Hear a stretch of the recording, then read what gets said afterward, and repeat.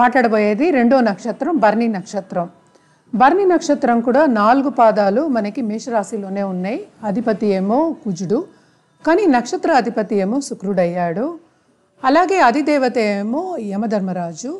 మనకి యమధర్మరాజు గురించి మనకి బాగా తెలుసు. ఆయన ఎప్పుడు ధర్మాని కోసమే పోరాడుతూ ఉంటాడు, ధర్మమే చేస్తూ ఉంటాడనమాట.